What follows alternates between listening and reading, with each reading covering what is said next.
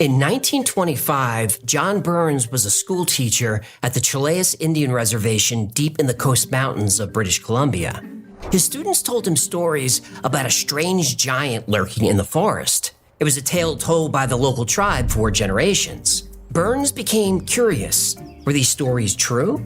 The Indians insisted it was just a myth. But one night, an elder admitted they weren't exactly truthful with him, fearing the white man would mock their beliefs. But over time, Burns earned their trust. The elders told him the story of the giant was no myth. Many of the Indians had seen this creature with their own eyes, and not from a distance. It had chased them. Burns was shown the house this mountain giant destroyed with its bare hands as the family ran in for safety. They had a name for the giant. It was hard to pronounce. In the native Salish language, it was spelled Sesquet, and it meant wild man. Mainstream media anglicized the pronunciation and called it Sasquatch, and a legend was born.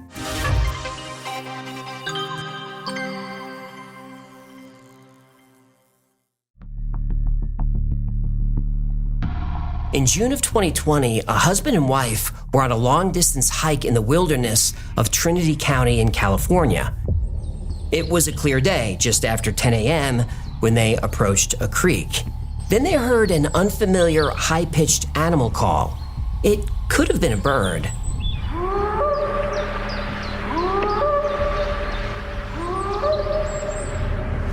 That's no bird. Then they saw it. An animal crouching down, drinking from the creek. They were about 20 feet away. Then it sensed their presence and looked up. Their eyes met. Its eyes were human-like. Ugh. What? Humans have very creepy eyes. No, we don't. Well, you get the colored ball that just floats around in the white goo. Ugh, I don't know how you can stand it. Those things are gross. You look in a mirror lately? What? Everybody tells me I got gorgeous peepers. I take after my mother. Now that you brought the exciting part of the story to a screeching halt, do you mind if I get back to it? Go ahead, gross eye. All right, I lost my place. You were talking about how the lady was freaked out at the gross balls and the white goo in that thing's head. Its eyes. What'd I say? The creature jumped. Then it ran up a steep hill, first on all fours. Then when it reached the opposite bank, it stood on two legs and ran with long strides up the mountain. They knew it wasn't any of the common animals seen in the area. Nope, that was a Bigfoot. It was. They were sure of it. By 2020, this animal, disavowed by mainstream science, was wildly famous, and people saw them all the time. Over the years, investigators have logged and followed up on over 3,000 Bigfoot encounters, including over 100 tracks encased in plaster and archived. In fact, it all started with a footprint. In August of 1958, Jerry Crew worked construction near Buff Creek deep in the woods of Northern California. About a quarter mile beyond camp, he saw animal tracks at the end of the road. When he climbed in his tractor and saw the tracks from above, he realized they weren't from an ordinary animal. These were human-like feet, and they were huge, 16 inches long, which meant an animal at least 8 feet tall. Crew told his boss. And eventually, over 20 men from the job site reported seeing huge footprints by the Mad River nearby. Crew realized the prints he found needed to be saved for investigation, so he encased them in plaster, and they informed the local newspaper what they found, and they printed the story. Suddenly, this local incident became a national sensation. Reporters from all the wire services arrived, representatives from the New York Times, LA Times, San Francisco papers, everywhere. Bigfoot had become a celebrity. Now, of course, plaster feet didn't convince everyone it was real. People wanted hard evidence. They wanted a photograph. A few years later, they got much more than that.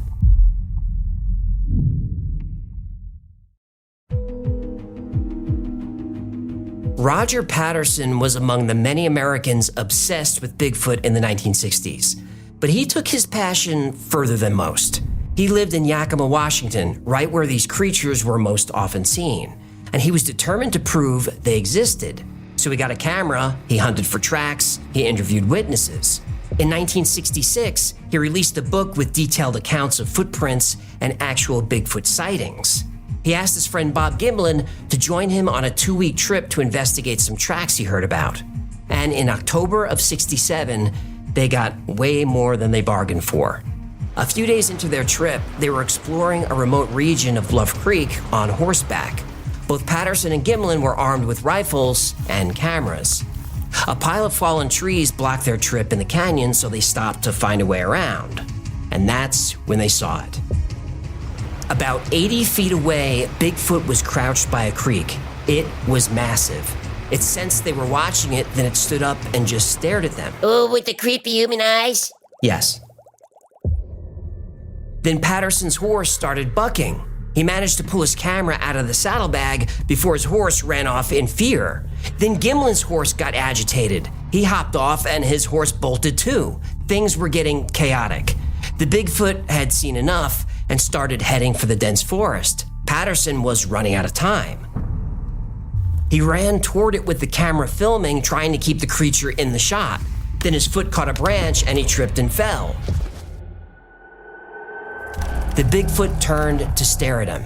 It looked 7 feet tall and it looked female. It seemed to have breasts. They nicknamed her Patty. And this last look back mid-stride has become iconic. It's the image we all think about when we think of Bigfoot. They followed the tracks for 600 yards into the canyon and saw the prints go uphill. They did not pursue. If a female was this big, they didn't want to risk running into a male. But they did take casts of the footprints. Based on the depth and size, scientists estimated the creature weighed 600 pounds. But even better, they had film footage. And to this day, the footage has not been debunked. Experts have analyzed the footage over and over, and the details remain compelling. This just doesn't seem like a guy in a costume. The creature in the film has contracting calf muscles. Its arms are longer than an average human, and its legs are shorter, consistent with an ape. It had a peak on the back of its head, like the sagittal crest of a gorilla. And there's more. When it walks, it flexes its midfoot like an ape. The fur on its back below its head is darker and standing up, just like it would on a gorilla who's agitated or afraid. If this was a prank, those are a lot of details to get right. So why don't we just say it's an ape? Because apes don't walk upright, not like humans, and Bigfoot clearly does. Not to mention, there haven't been apes or primates in the wild of North America for 26 million years. But here it was, upright walking Bigfoot in the wild. To this day, Patterson's film is the most important piece of evidence of the creature's existence. So what is this half-human, half-animal creature?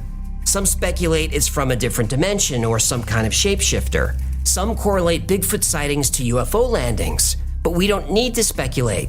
We know a lot about Bigfoot's behavior because people are still seeing them.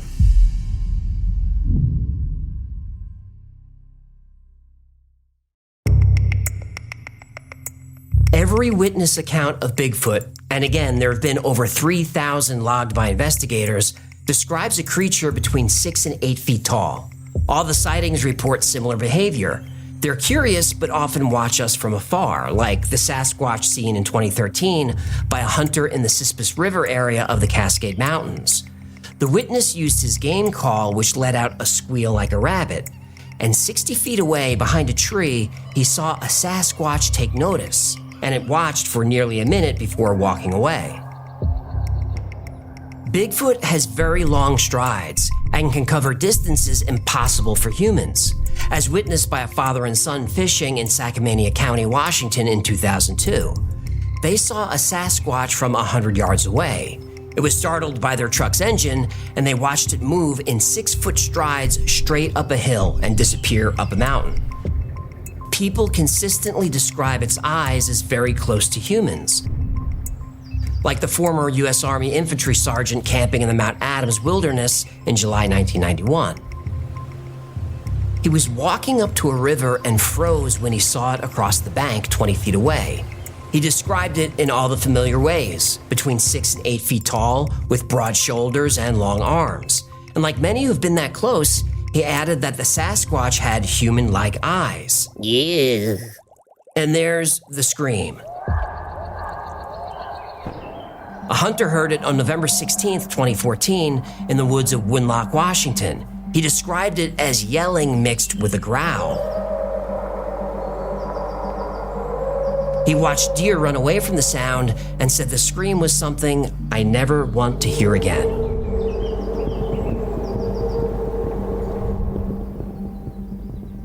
Campers in Humboldt County in 2007 reported prolonged screams from Bigfoot every morning for 2 days. It sounded like a wild animal, but with eerie enunciation, almost like a language.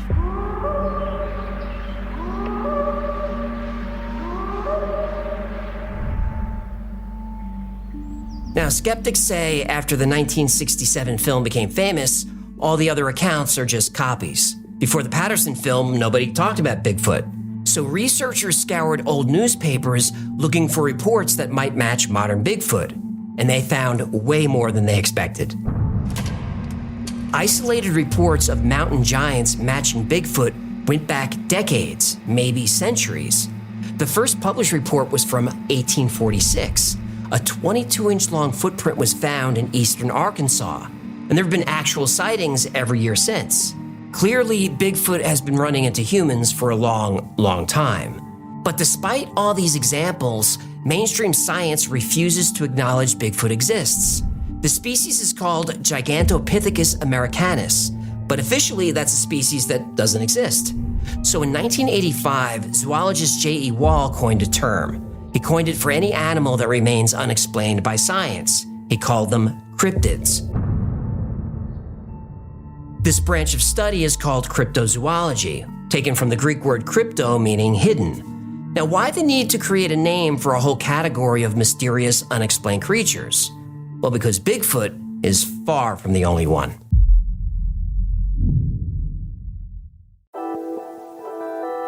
In 1933, there was a major change around Scotland's biggest freshwater lake.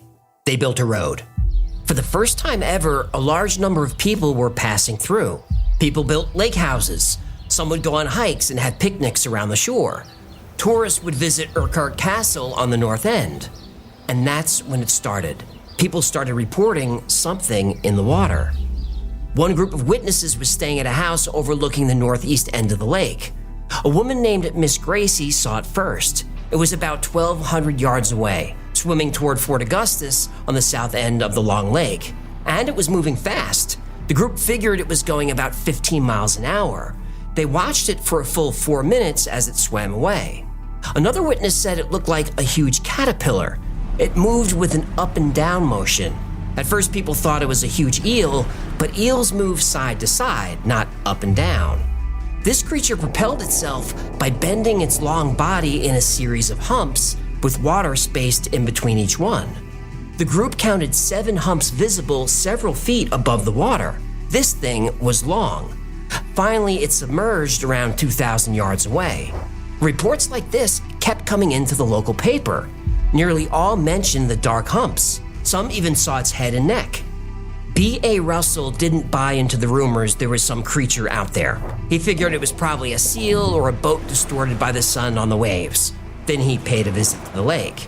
He was walking on the rocks near Fort Augustus. He was 100 feet above the lake with a clear view, and he saw a snake-like head not much bigger than its long neck cutting through the water.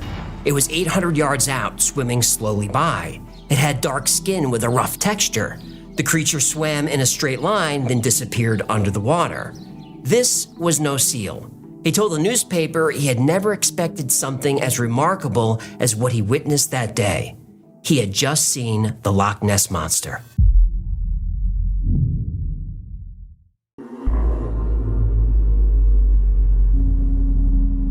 You might think finding a giant sea creature in a lake would be easy, but Loch Ness is not your typical lake. It's huge.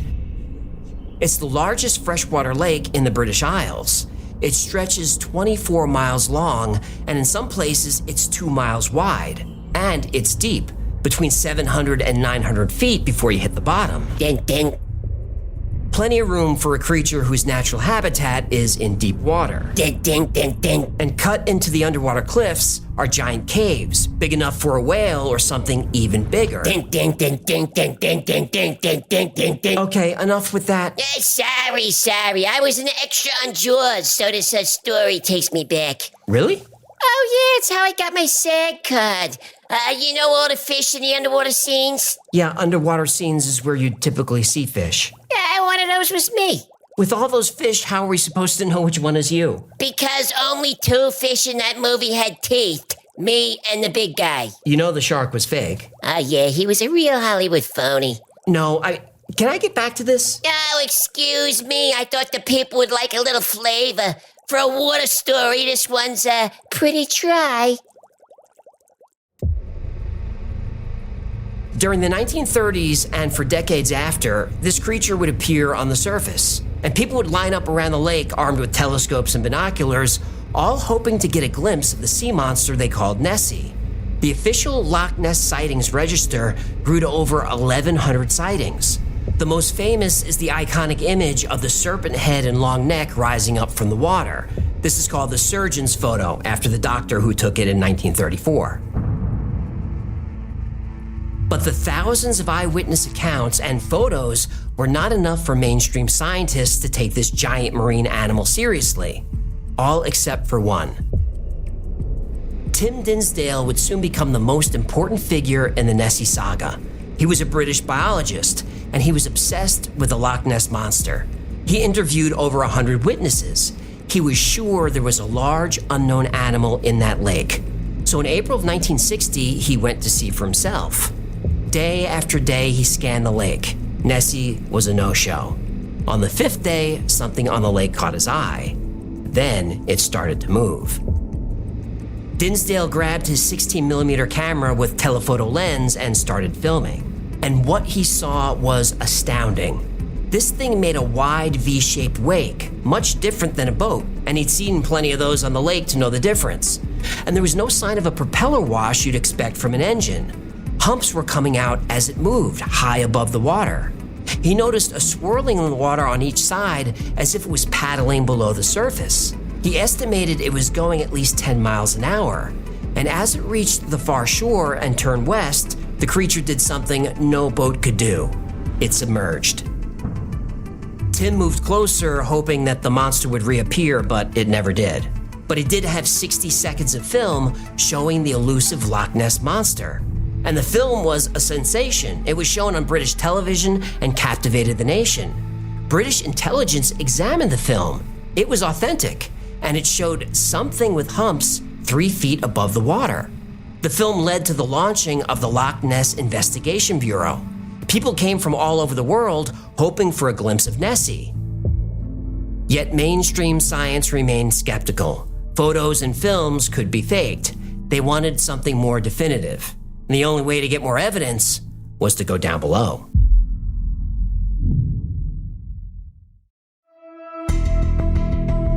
The Academy of Applied Science came up with a high-tech plan to prove there was a giant animal living in the caves at the bottom of Loch Ness.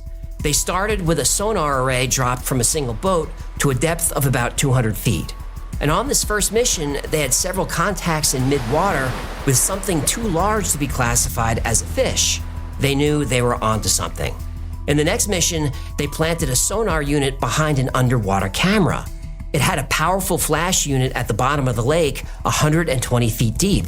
The sonar would run nonstop. The camera took a flash photo every 55 seconds. And on August 8th, the camera caught something. 2 enormous creatures swimming by. But the image was dark. The waters of Loch Ness are murky. It was impossible to make out any detail. So they sent the photos to NASA, and some of the most advanced computers in the world were put to work on the images. Hold on. What? Nobody has faked more images than NASA. Well, why send it to NASA? NASA had the right equipment. Yeah, the right equipment to fake stuff. I can't argue with that. NASA fake images link below. NASA was able to isolate the fog and muddiness of the water. Then the detail was revealed, and the results were mind-boggling. Scientists were looking at flippers over 6 feet long. Whatever animal this was, it was huge. Encouraged, they launched another expedition. This time, the sonar didn't detect anything, but the camera caught a blurry image that looked pretty compelling. It seemed like a large body of a creature, and this time there seemed to be a small head perched at the end of a long neck. They checked the next picture in the sequence, the same giant object, but this time the head had more definition. One scientist said it looked like a crocodile. One more picture caught the creature passing by, and this was the stunner. A detailed head with a pair of small horns and what looked like eyes. It was dark and blurry, but it looked like an animal's head. On October 9th, 1987, they launched the most extensive search of Loch Ness ever taken. It was called Operation Deep Scan. For 2 days, scientists covered the body of the lake with a flotilla of 24 boats. It's pronounced flotilla. No, it isn't. They had enough boats to cover the entire width of the lake. Each boat had advanced sonar arrays capable of finding objects 1,300 feet away, as small as a foot long, with separation between objects as small as an inch. If there was anything down there, they would find it. The operation attracted reporters and television crews from around the world. Everyone awaited the results, and they were not disappointed. One of the boats reported 3 strong contacts between 250 and 590 feet. Something was down there. The reading suggested a creature larger than a shark but smaller than a whale, and the object was tracked for over 2 minutes. The next 2 days of the operation brought no more readings. Whatever was down there had retreated into the caves. The sonar just wasn't strong enough to reach the caves. Oh, what a waste of a good flotilla. Flotilla. Agree to disagree. So, what was this creature? Based on the descriptions, it matched nothing else on Earth, at least nothing that lives here now. But there was a time when animals like this were thriving. They were everywhere. They were in Loch Ness. The time was called the Jurassic.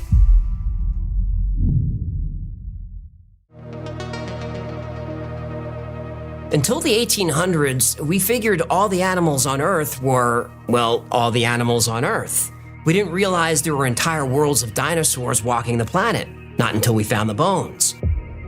One of the first fossils discovered was the plesiosaurus, named in 1821. This creature was a marine reptile with a long, flat body, 4 flippers, and yes, a long neck and serpent head. This description matches the thousands of sightings of the Loch Ness Monster. Only the plesiosaurus lived 200 million years ago. Could any have survived the Ice Age and made their way to the ocean up the River Ness, which connects to the lake? Now, mainstream science remains skeptical. But is Nessie an actual plesiosaurus? We don't know. No bones have been found in Loch Ness, at least not yet. Yet sightings of Nessie continue to this day. There were 10 official sightings of the Loch Ness Monster in 2023 alone. On April 5th of 2023, a woman was driving by the lake when she saw a dark shape emerge from the surface. She saw humps rise from the water, like the back of a whale. She watched it move for about 30 seconds before it submerged. And like so many who witnessed the creature these days, she took a picture. You can see it on the official Loch Ness Sightings Registry, link below. They even have live webcams at the lake. You can check it out online. Maybe you'll catch a glimpse of Nessie yourself. Now that's the thing that the Loch Ness Monster and Bigfoot have in common. People want to see them. But there is another kind of cryptid that you never, ever want to see.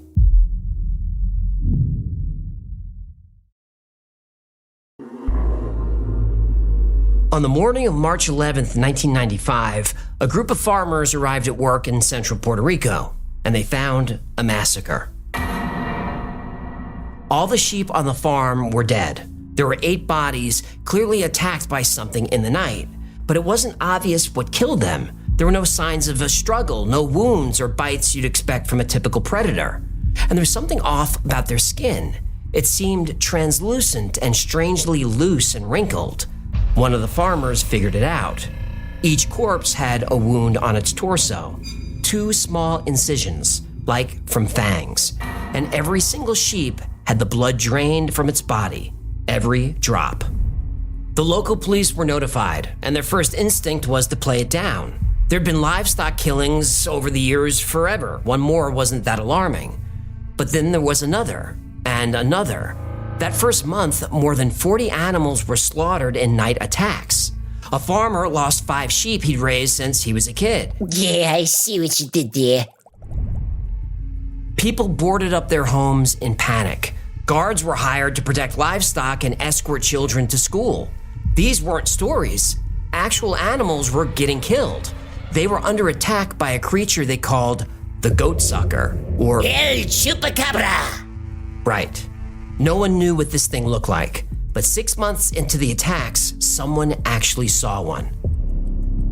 Madeline Tolentino was a housewife in Canovanas, just east of San Juan. She lived in the heart of the Chupacabra's attack zone. Let me guess. She was home making fresh tortillas, right? Look, the word is pronounced flotilla. Can you just let me... Yeah, whatever. She was sitting at her window in the early afternoon when she saw the bizarre creature moving down her street. It was between 3 and 4 feet tall, walking on 2 powerful legs with small, slender arms. Its eyes were dark and they looked damp, and they ran up to its temples and up the side like alien eyes. She said its feet were webbed and it had no nose, just 2 breathing holes. And spikes of feathers ran from the top of its back down its spine. A neighborhood boy was watching the whole thing, and he chased after it. And when he caught up to it in the woods, the Chupacabra opened its mouth and threatened him with long fangs. The boy froze, and the Chupacabra escaped. Chico suerte. Right. There were many, many other witnesses.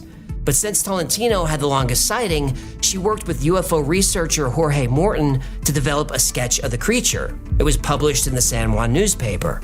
The image quickly spread around the world. To this day, it's the iconic image of the Puerto Rican Chupacabra. In many occasions, these are puncture wounds. In most occasions, we have found that they seem to go right to the brain of the animals and kill the animals. In other occasions, they go right straight into the animals in different areas, as if looking for certain organs.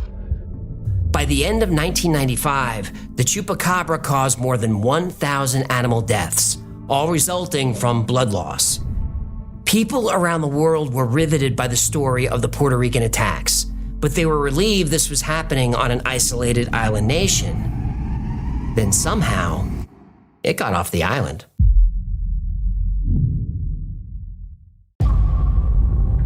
In March 1996, police in Miami, Florida responded to reports of a violent incident.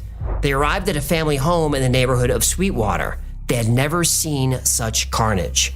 There were 69 animals scattered around the yard, a mix of goats, chickens, geese, and ducks, all with their blood drained. Until that moment, the Chupacabra had not been seen outside Puerto Rico, where it spent the last 6 months terrorizing the island. Now it was on the mainland. In Mexico, sheep and goats were found dead. The Associated Press reported dead animals all had 2 tooth marks about 1/3 of an inch across their necks and appeared to be drained of blood. Panic was spreading. Search parties went out every night, but they never found it. They just kept finding dead animals every day, and the Chupacabra seemed to be moving south. In Brazil, 9 pigs were found dead in Sao Paulo.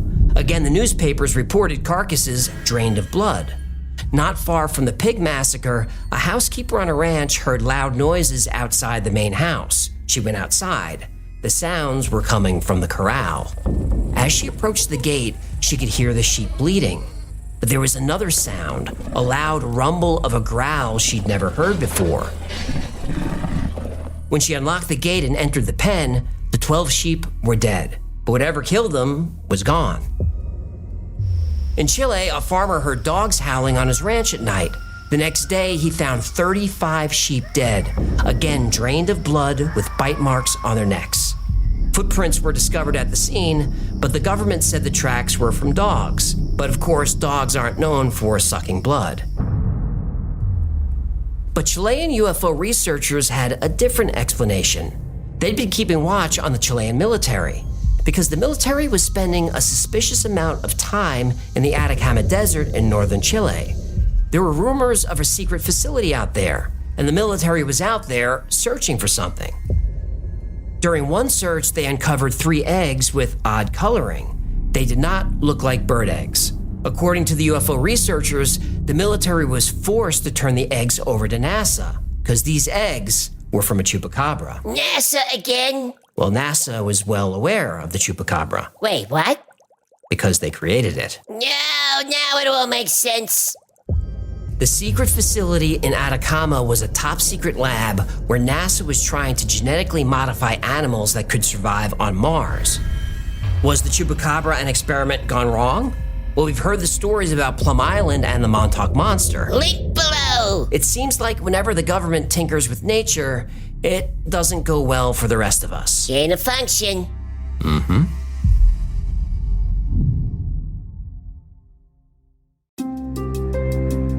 Scientists have identified over 700 species of dinosaurs, and the number grows every year. Now, how do they know all these animals existed? Through fossil findings, bones, hard evidence. That's what we need to prove if any of these cryptids are real.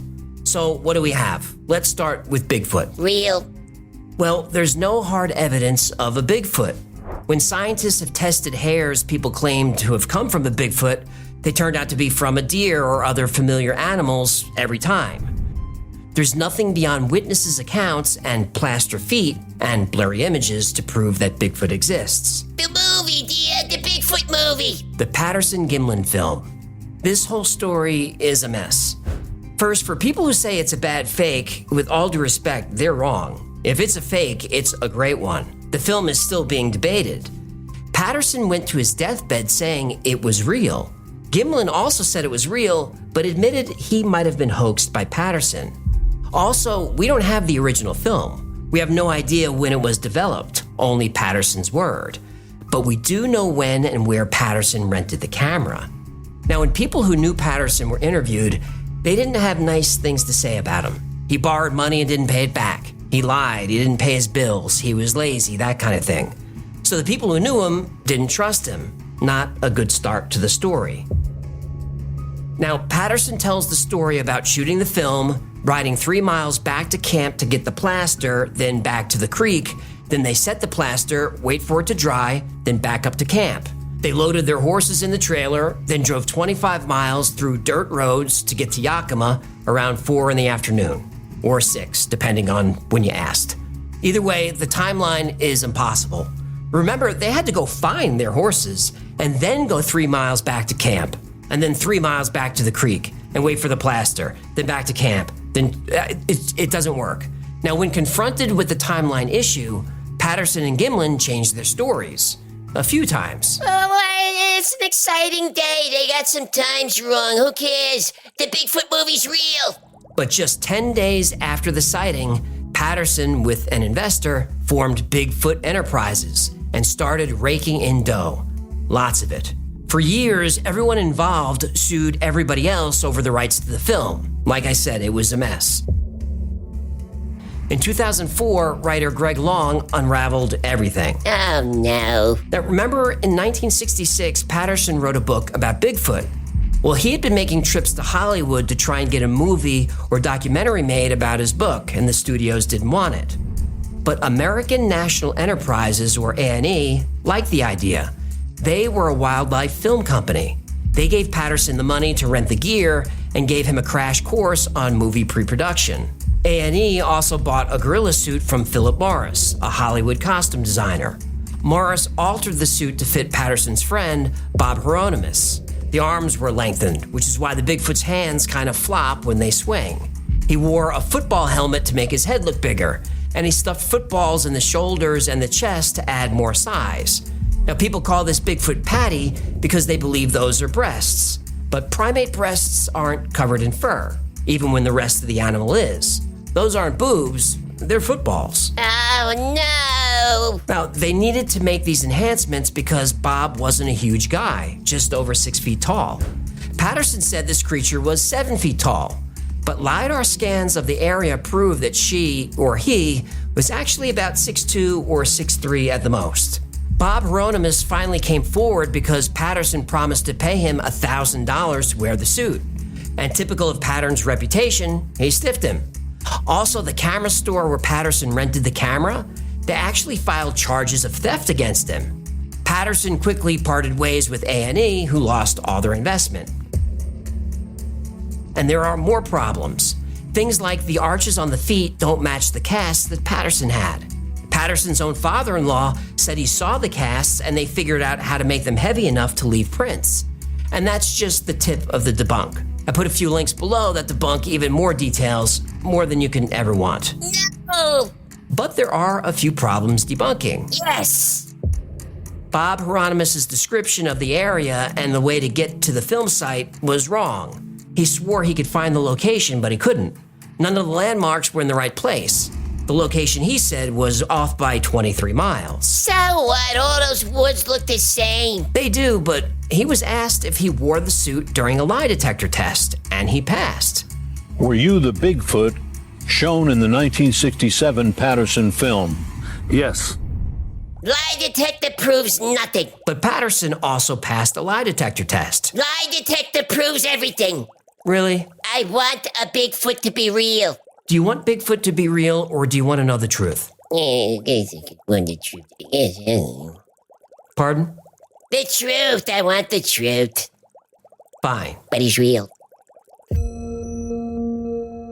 The original footage was a shaky mess, but modern technology allows us to stabilize and enhance it. Now, if this is a suit, it's a good one. Believers have pointed out that you could see musculature. You can see that it plants its foot more like a gorilla than a human. Humans plant their heel, then their toes, then use their arch for stabilization. Big primates' feet bend mid-foot, and it looks like Patty's feet do this. Now, when I see these analyses done, they're pretty convincing, but we often see what we want to see. If the film is a fake, it's a really, really good one.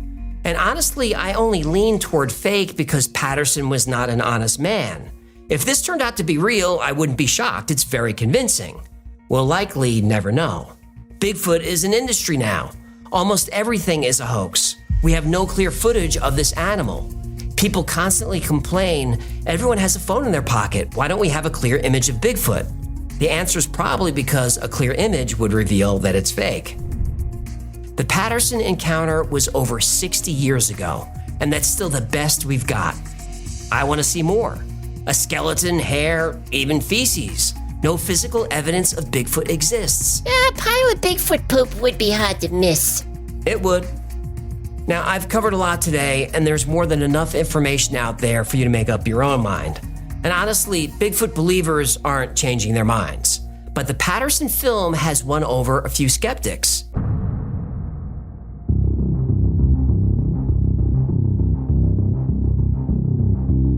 Now, the Loch Ness Monster. I think everybody already knows the famous surgeon's photograph is a fake. We only ever see the uncropped version of the photo where Nessie looks pretty big.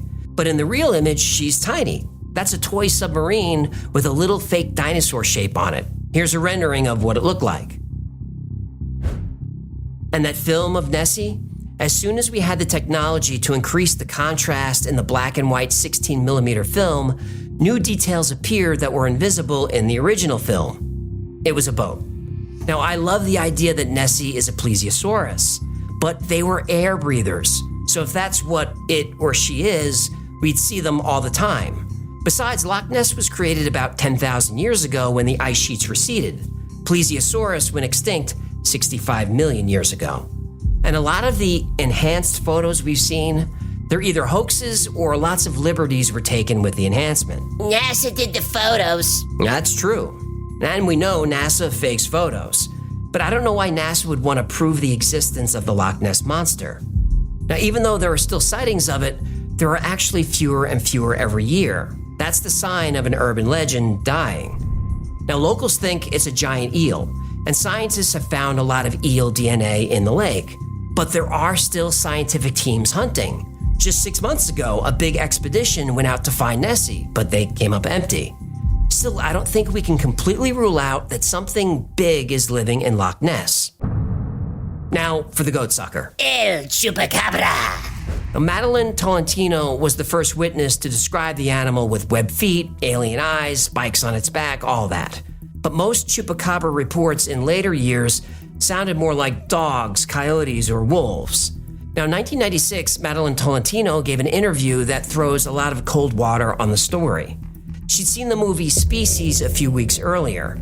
She thought that what she was seeing was an actual alien hybrid, like in the movie. She even described it with similar features. Also, a few weeks before she saw the Chupacabra, there were reports of cattle mutilations in the area. Now, of course, the UFO researchers were all over that. It turned out to be coyotes and other predators. Hey, who did that interview with her? UFO Digest. Oh. Whenever UFO reporters are around, you're gonna get UFO reports. That's how they make their living. Now, there's no corroborating evidence of any of the other attacks. Nobody's ever come forward, there's no physical evidence. Now, Patrick Hugh and Lauren Coleman are well-known cryptozoologists who have interviewed a lot of witnesses. They have a term they call the lumping problem. People tend to lump a bunch of stories into one. Now, on this channel, have you noticed how many people are abducted as children, taught psychic powers, become super warriors on Mars, then time travel back to their childhood bodies? These people are lumping all the UFO tropes into one story, and they're doing it for money and attention. Madeline Tolentino was lumping the cattle mutilations with the packs of coyotes in her town with a science fiction movie she just saw, which, by the way, she thought was real. It got her a lot of attention, but the story wasn't true. So Chupacabra, no. Loch Ness Monster, maybe something. Bigfoot, probably no, but maybe. I went into this episode absolutely certain I could debunk Bigfoot. If you follow the channel, you know I'm not a fan of the Bigfoot story. I thought it was gonna be a layup.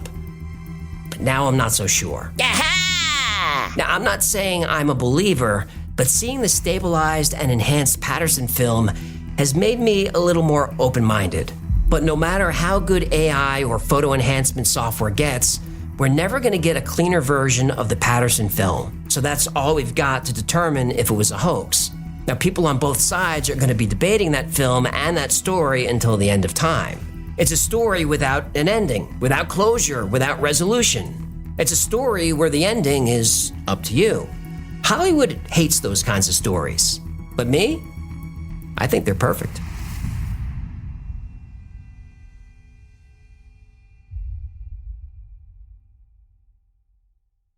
Thanks so much for hanging out today. My name is AJ, that's Cyclefish. Hola, amigo, ¿qué tal? This has been the Y-Files. If you had fun or learned anything, do him a favor, subscribe, comment, share. That stuff really helps the channel. And like most topics we cover on the channel, today's was recommended by you. So if there's a story you'd like to see or learn more about, go to theyfiles.com/tips. And remember, the Y-Files is also a podcast. Twice a week, I post deep dives into the stories we cover here on the channel. I also post episodes that wouldn't be allowed on the channel. It's called the Y-Files Operation Podcast, and it's available everywhere you get your podcasts. Now, if you need more Y-Files in your life, check out our Discord. There are thousands of people on there 24/7, and they talk about the same weird topics that we do. It's a great community, it's a lot of fun, and it's free to join. Now, if you want to know what's going on with the Y-Files, check out our production calendar. It's at theyfiles.com/cal, and we post our episode schedule, podcasts, live streams, everything with the channel is there. Now, special thanks to our patrons who make the channel possible. Every episode is dedicated to you, and I could not do this without you guys. So truly, I'm grateful for you. And if you'd like to support the channel, maybe become a member on Patreon. It's only $3 a month, and you get access to perks like videos early with no commercials, you get access to merch only available to members, plus you get 2 private live streams every week just for you. Another great way to support the channel is grab something from the Y-File store. Grab yourself a heck of a t-shirt or a coffee mug that you can stick a beverage in, or your fist, or both. Get your fist nice and wet inside a fistable Hecklefish coffee mug, or get a hoodie, or one of these squeezy stuffed animal Hecklefish talking squeezy talking dolls. And those are the plugs. Until next time, be safe, be kind, and know that you are appreciated.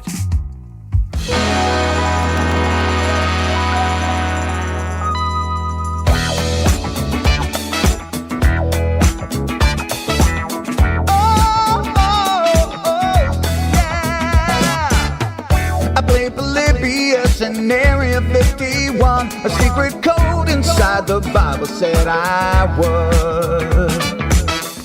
I love my UFOs and paranormal fun, as well as music, so I'm singing it like I should. But then another conspiracy theory becomes the truth, my friends, and it never ends. No, it never ends.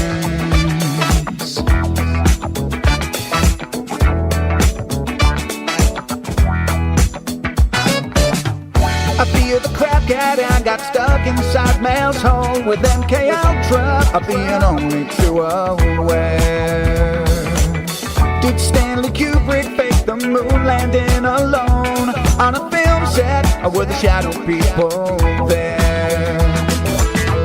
The Roswell aliens just fought the smiling man, I'm told, and his name was Cold. And I can't believe I'm dancing with the fish. Head go fish on Thursday nights with AJ2, and the Wi-Fi's helping me all through the night. All I ever wanted was to just hear the truth, so the Wi-Fi's on repeat all through the night.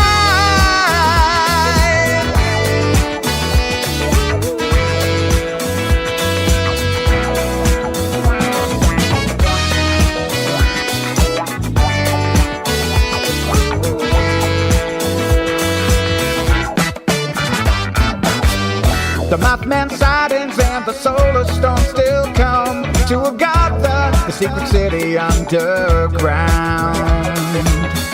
Mysterious number stations, planet Serpo 2, Project Stargate, and what the Dark Watchers found. Within a simulation, don't you worry though. The Black Knight satellite, it's all